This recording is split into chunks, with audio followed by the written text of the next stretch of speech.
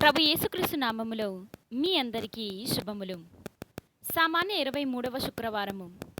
మరియమ్మ గారి పరిశుద్ధ నామస్మరణం.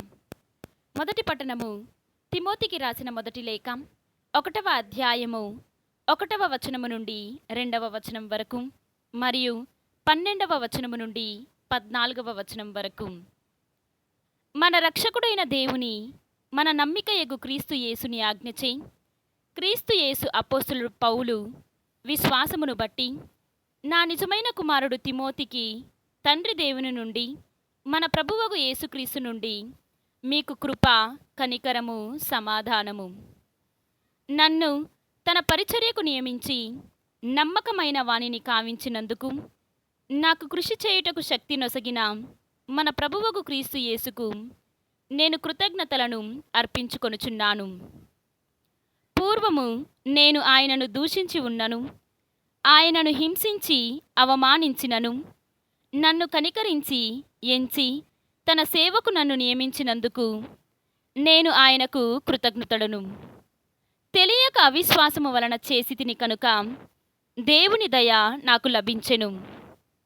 క్రీస్తు యేసుతో ఐక్యమగుట వలన మనకు కలుగు ప్రేమ, విశ్వాసములను నాకు అనుగ్రహించి మన ప్రభువు నాపై తన కృపను విస్తారముగా కురియించెను. ఇది ప్రభువు వాక్కు. సర్వేశ్వరునికి వందనములు. ఈనాటి సువిశేషము పునీత లూకా గారు వ్రాసిన సువిశేషము 6వ అధ్యాయము 39వ వచనము నుండి 42వ వచనము వరకు. ఆయన మరలా వారికి ఉపమానపూర్వకముగా ఇట్లు చెప్పెను. గ్రుడ్డివాడు గ్రుడ్డివానికి మార్గము చూపగలడా? అట్లు చేసినచో వారు ఇరువురు గోతిలో పడుదురు గదా. శిష్యుడు తన గురువు కంటే గొప్పవాడు కాడు. సంపూర్తిగా శిక్షణ పొందిన శిష్యుడు తన గురువు వలె ఉండును.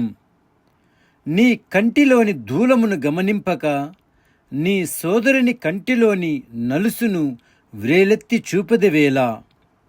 నీ కంటిలోని దూలమును గమనింపక నీ సోదరునితో, సోదరా, నీ కంటిలోని నలుసును తీసివేయనిమ్ము అని ఎట్లు చెప్పగలవు?